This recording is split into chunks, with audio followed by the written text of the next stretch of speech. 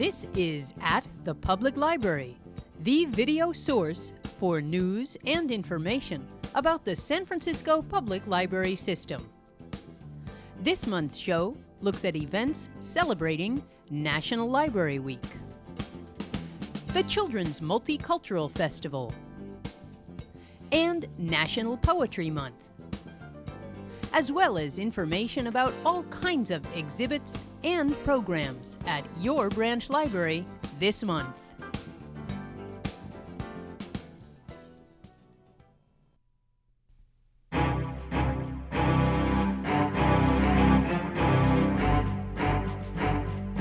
The exhibit Varian Fry Assignment Rescue, 1940 to 41, tells the story of Varian Fry, a young editor from New York who traveled to France in 1940 as the representative of the Emergency Rescue Committee, a private American relief organization. There, against the wishes of the French and United States governments, he built an elaborate rescue network for refugees who found themselves threatened with extradition to Nazi Germany. By the time Fry was expelled in 1941, he and his colleagues had managed to spirit more than 1,500 people from France. Among them, some of the world's most prominent politicians, artists, writers, scientists, and musicians. At the opening ceremony for the Varian Fry exhibition, which was hosted by Walter Meyerhof, project director of the Varian Fry Foundation of the International Rescue Committee, Mayor Willie Brown declared Sunday, March 8th, to be Varian Fry Day in the city of San Francisco. Mr. Meyerhof, a retired professor of physics at Stanford University, is a former refugee who was rescued through the efforts of Varian Fry and his associates. Well, that was in 1940, actually. I first heard about Varian Fry. My parents, you may recall that France was at war with Germany starting September 1939. And in June 1940, France fell to the German forces. And my parents had to flee Paris, and they, through a circuitous way, ended up in Marseille. And my fate was that I was interned in a French camp, first in September 1939, and then once again, shortly before France fell, in May 1940. And when my parents ended up in Marseille, they heard about Varian Fry. In fact, in a diary my mother kept from 1940, it mentions Fry, 18 Rue Garibaldi. Somebody must have written that address in for her, and so they contacted Fry at that time, and he was very, very helpful in giving them hints. They wanted to cross into Spain to get out of France, and Fry essentially told them how to proceed. He thought that a customs man would take us across.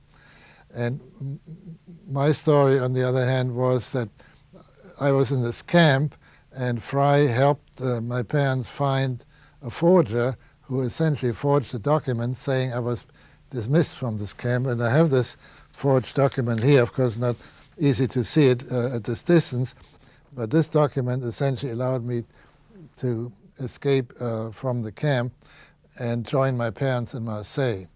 And that's, of course, when I first heard about Varian Fry. By the way, at that time, just to put things into scale, I was a young kid of 18. I wasn't an old man like I am now. In particular, I met Fry later on after my parents had left. They had to come to the United States, actually, and arrange a visa for me.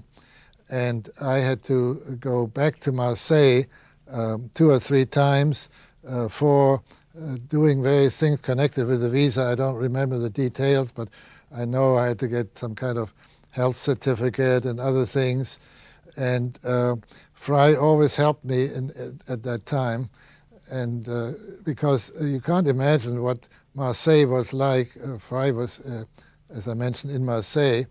And Marseille was so overcrowded that you couldn't find a hotel room, and Fry managed always to find something for me. And in that way, I met him several times. In fact, once he took me to a villa he had rented called Villa Airbel. He had rented it for just relaxing because he was so overworked dealing with refugees that on weekends he went to this villa. And once he took me along, and at this villa there were actually a lot of surrealist artists who have become very famous in this country, in the art world. They were in this villa, and I was an 18-year-old kid, and I remember Fry taking me to the villa, and I felt so out of place that after dinner I immediately went to my room and shut myself in and didn't, because I felt so strange. In fact, Fry's original mission was to save mainly artists, scientists, intellectuals. He was given a list of about 200 names by various Americans who were stationed in New York at that time, who were in New York. And they knew, for example, Thomas Mann knew that his brother Heinrich Mann was in France, and Fry helped get him out. There was also a famous German writer, Werfel, Franz Werfel, who wrote a book called The Song of Bernadette, which I'm sure the library has. And Fry got him out. So Fry's original mission was to help only artists and very famous people, but then he saw the need was so great. He was actually, he said, contacted by 15,000 people who wanted to get out, and he was able to help about 2,000. Well, I think he did what he did out of conviction. That's the only thing I can say. How he, of course, I don't know how people acquire conviction. It depends very much on how they're brought up by the parents and so on, what experiences they have. But he was married twice, by the way. His first wife died of cancer in 1942, I believe, and he then remarried in 1948. His second wife is still alive, and she tells stories about Fry, and how already as a young man he somehow knew what was right and what he thought was right. And I do know that in 1935 he was an editor of a journal that's no longer functioning called Living Age, and was sent to Berlin to observe what was going on there. And he saw the Nazis brutalizing Jewish men and beating them up, and he was so upset by that that when the opportunity arose later in the 1940 to go to France, he volunteered, and he was, so to say, ready because he had that memory of what it was like, and he thought he should help people, particularly those whom he enjoyed as a student, whose works he enjoyed as a student at Harvard. In 1945, Fry published a book entitled Surrender on Demand, and later became a teacher. Reprimanded by the United States government of the time for his actions, Fry was put under FBI surveillance. He died in 1967 without official United States recognition for his heroic work. In his book, Fry wrote, "I told the committee I'm not right for the job. All I know about being a secret agent or trying to outsmart the Gestapo is what I've seen in the movies. But if you can't find anyone else, I'll go." As a high school teacher, Fry was dismayed with the fact that many of his students were unaware of the atrocities of the Holocaust. He rewrote his book, especially for younger readers, and titled it Assignment Rescue. Both of Fry's books are available for checkout from the library or may be purchased at the Friends of the Library gift shop in the Main. San Francisco Public Library teen specialist Susan Harlow has compiled a pathfinder that lists Varian Fry and other resources of interest to high school readers. After retiring from Stanford, Professor Meyerhof has worked on the development of an instructional packet for teachers that includes a study guide, the Assignment Rescue book, and a 30-minute documentary about Fry and his rescue operations, narrated by Meryl Streep. The Varian Fry Foundation maintains a website which may be accessed at www.almondseed.com youtube.com/vfry.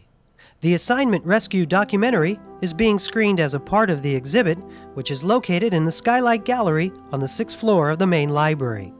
The Varian Fry Assignment Rescue 1940-41 exhibition runs through the end of April and is being co-sponsored by the San Francisco Public Library, the U.S. Holocaust Memorial Museum, the Varian Fry Foundation International Rescue Committee, the Jewish Community Endowment Holocaust Memorial Education Fund, the Friends of the San Francisco Public Library, and the Office of Congressman Tom Lantos. The exhibition was curated by San Francisco Public Library Programs and Exhibitions librarian Laura Lent. This month, the library will present 2 film programs in conjunction with the Varian Fry Assignment Rescue exhibition. First, The Artist's Schindler on Thursday, April 2nd, at 12 noon in the main library's Corrett Auditorium. This BBC documentary about Fry's rescue of artists and writers includes interviews with some of Fry's colleagues, historical footage, and evocative dramatizations. And on Wednesday, April 15th at 6 p.m. in the Corrett Auditorium, the library will present The Exiles, the dramatic story of the European artists, intellectuals, and scientists who fled the Third Reich and emigrated to the United States before America's entry into World War II. The program will be introduced by Professor Walter Meyerhof of the Varian Fry Foundation Project. The annual Multicultural Festival honors the ethnically diverse communities of San Francisco by celebrating their cultures through storytelling, dance, music, and the graphic arts. At this year's festival, children can learn Spanish through the music of Juanita Newland Ulloa or the puppetry of Mascarita's Puppet Theater. They can enter the world of African and African American folklore through dramatic presentations with Word for Word Theater Company and storyteller Karen McKee. Or create crafts from cultures around the world. Make a Hopi clay pot. Build an African galimoto, or fold a Japanese origami figure. Enjoy Asian Tales by Clara Yen or Charlie Chin, and traditional Chinese dance with Flying Angels Dance Company, and much, much more. For further information on the Multicultural Festival, call your branch library or check out the print edition of At the Public Library for times and locations.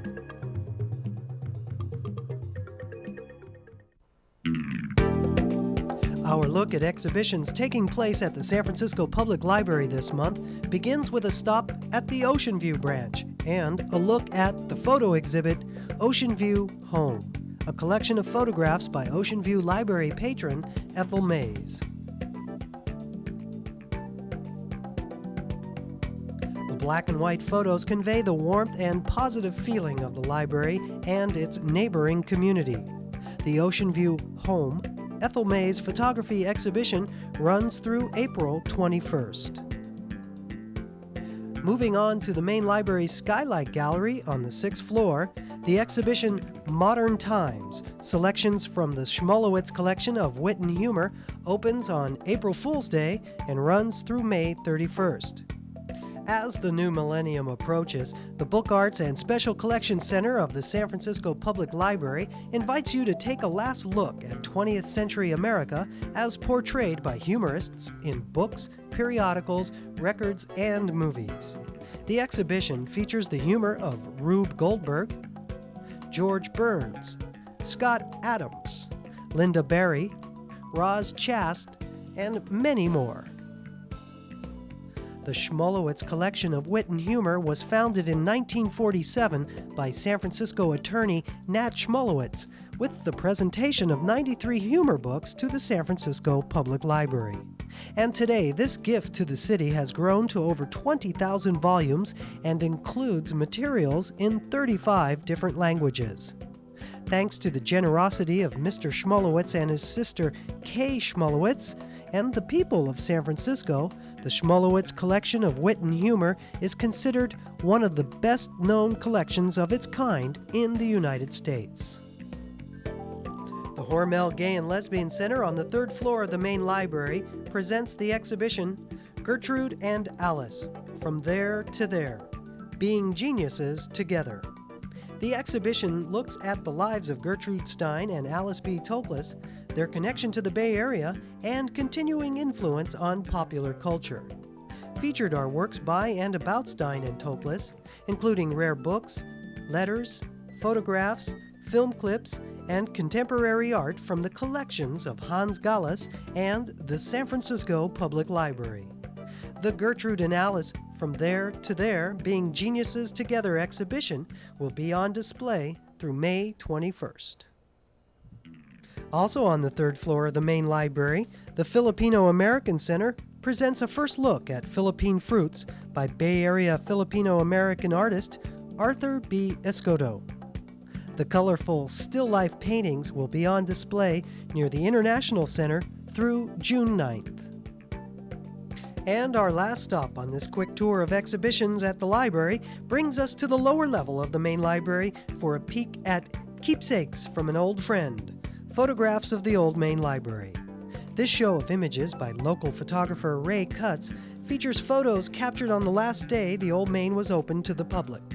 The photos celebrate San Francisco's library heritage, the 2-year anniversary of the new main, and National Library Week. The exhibition runs through May 31st and can be found adjacent to the Library Cafe.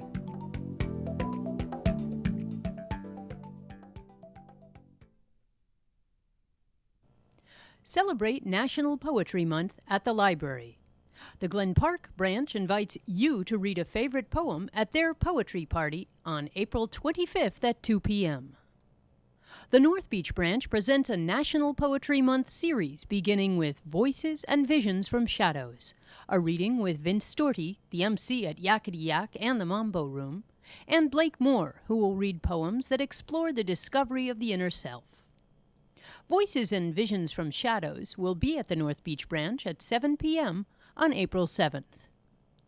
Next in the North Beach series, Post-Historic Surrealism, a poetry reading with Stephen Ronan and Andrew Joran, begins at 7 p.m. on April 21st.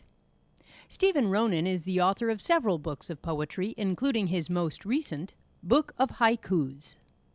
Andrew Joran is a poet translator as well as author of 4 books of poetry, including science fiction. And to complete the North Beach series, Street Soul, a tribute in memory of poet-painter Jack Michelin, with Mel Clay, Jack Hirschman, and others, on April 28th at 7 p.m.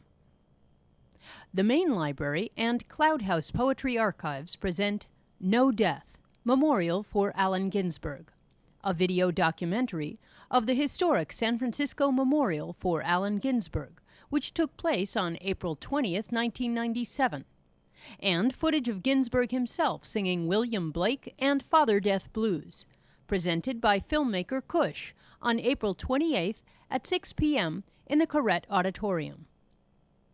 Finally, celebrate the end of Poetry Month with a poetry reading by nationally renowned writers Cyrus Cassels and Frances Mayes, presented by the Poetry Center and American Poetry Archives at San Francisco State University, as part of their California Writers Series. Cassels and Mayes will be at the Main Library's Corrette Auditorium at 7 p.m. on April 30th. Audience members will receive free copies of 101 Great American Poems, courtesy of the American Poetry and Literacy Project. And in honor of National Poetry Month, here's a look at past readings from the American Poetry Archives by Cyrus Cassels and Frances Mayes. Her life was running along with me, and now that I have seen her backbone and soft organs held to the light, I'm waiting. She was never so intimate of me. I was the one to get the 3 dark cries.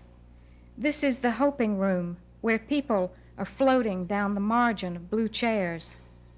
Outside, wind, as good a day as any, The clerk asking coffee, anything. There's nothing but wonder. Death is not a part of life. In a dream, words wrote themselves on a wall. Some were bala, tet, tear. I cannot even recognize the language. Tell them I've had a wonderful life. She's sleek, a light imprint.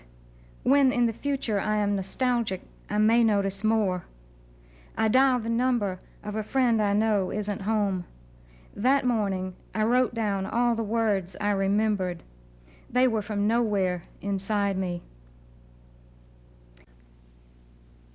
In shade on cardboard squares, the sleeping Obasan, wizened women in white kerchiefs, resting from their work, their tray left in the hall before me, bowls cleaned of green tea and rice, while carp gleam in the pond like agile gold, like lamps suspended as if in the body of their dream. I slide back the shoji panel to see more clearly, lift American eyes, a stranger measuring a haiku of calm. But already in the distance, the clouds appear like a flaw in a delicate landscape screen. It is the season of typhoon. Above green terraces of rice, the sky lowers and the wind lifts off the roof of sleep.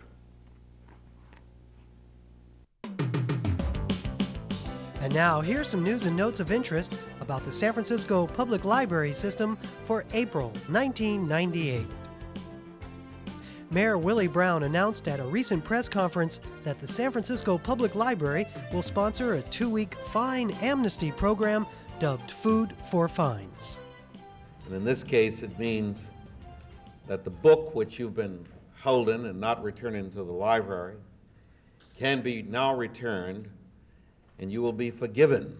Starting April 19th through May 2nd, you will be forgiven for the fine if you bring along a can of food. Why food? Well, the food bank in San Francisco that distributes millions of pounds of food and canned goods every year to the people who need it in the city have to have somebody that helps supply them with that food because they can't really buy it. Library patrons may return their overdue books and materials along with a non-perishable food item to any neighborhood branch library or the main library in Civic Center. All overdue fines on the materials will be waived, and the donated food items will be given to the San Francisco Food Bank and distributed to the needy of San Francisco. The last fine amnesty program offered at the San Francisco Public Library was in 1974 and resulted in the return of 21,000 items. The library's Food for Fines campaign, which coincides with National Library Week, is an effort to encourage library patrons to return library materials long overdue and to reconnect with patrons who have been reluctant to use the library because of the fines that they owe. This is one of the things we want to do with the fine amnesty, is to let people bring these things back so they can once again be using the library. And this is most often happens with small children. And we want to make sure the children are allowed to use the library and can use it to their best advantage.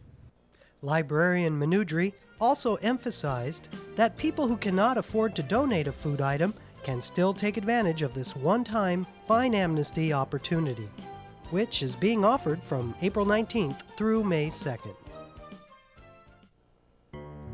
They came with photographs by the boxload and neatly arranged family photo albums. They brought with them everything from formal portraits of loved ones from long ago to brownie camera snapshots of life's special moments. And they came with the stories that each of the photos had captured. Stories of mothers and fathers, friends and family, special places, and special times. They are past and present residents of San Francisco's Western Addition who responded to an invitation by the San Francisco Public Library to share their photographs through a project called Shades of San Francisco. The project, modeled on a successful program at the Los Angeles Public Library, is an attempt to fill the gaps in the history of the Western Addition with personal family photographs that will be housed in the library's San Francisco History Center. The library's large photo archive contains mostly newspaper and official government agency photographs of San Francisco neighborhoods, photos that lack the private histories of neighborhoods that only family photo collections can tell. Oh, do they ever. I just came back from 2 of the interview tables, and there are some fantastic family albums that show just how people were living here in the Western Addition and what they did. It's just, I'm so excited. It's just wonderful. And people are so generous. This city is amazing. They really are. Over 400 photographs were selected by library staff and trained volunteers from the 52 family collections that were brought in. Details of the selected photos were recorded, and then the photos were copied by 2 photographers using large format cameras. The selected photos will be added to the library's photo archive and later this year will be exhibited in the Main and Western Addition branch libraries. The library hopes to continue the Shades of San Francisco photo project in other San Francisco neighborhoods if funding can be developed. The Western Addition Shades of San Francisco Photo Day was funded through a grant by the Durfee Foundation. The Friends of the San Francisco Public Library are sponsoring over 40 programs and events for children and adults this month in celebration of National Library Week, April 19th through the 25th. Highlights include a National Library Week open house party at the Chinatown branch on Saturday, April 18th at 2:30 p.m. 2 preview performances of Josh Kornbluth's new monologue, Ben Franklin Unplugged, first at the Bernal Heights branch on Wednesday, April 15th at 7 p.m., and then at the main library's Corrett Auditorium on Thursday, April 23rd. Showtime is 6 p.m. And Phil Frank, creator of the Chronicle comic strip Farley, will present I'm Ink at the Sunset Branch Library on Monday, April 20th at 7 p.m. Come celebrate National Library Week at your neighborhood branch library. For more information, check the printed version of At the Public Library, produced monthly by the Friends of the San Francisco Public Library and available at all neighborhood branch libraries. And finally, this note. Premiering later this month in the main library's Jewett Gallery will be Art Rage Us, a mixed media collection of artwork and writings by women who have faced breast cancer. Art Rage Us is a landmark venture that will raise awareness and build community support for breast cancer issues. Numerous conferences and seminars will be held at the San Francisco Public Library in conjunction with the Art Rage Us exhibit, starting with a reading by some of the contributing writers on Saturday, April 25th, 2 p.m. in the Corrett Auditorium. This collection of works by 175 artists and writers is visually stunning, emotionally charged, provocative, and at times humorous and introspective. Art Rage Us is presented through the collaborative efforts of the Breast Cancer Fund, the San Francisco chapter of the Susan G. Komen Foundation, and the Bay Area chapter of the American Cancer Society. And that's At the Public Library News and Notes for now. Thanks for watching At the Public Library here on City Watch Cable Channel 54. You can catch At the Public Library Monday mornings from 9:30 to 10:30 a.m. and from 12:30 to 1:30 p.m. Friday evenings from 8 to 9 p.m. and Saturdays from 12 noon to 1 p.m. See you next time.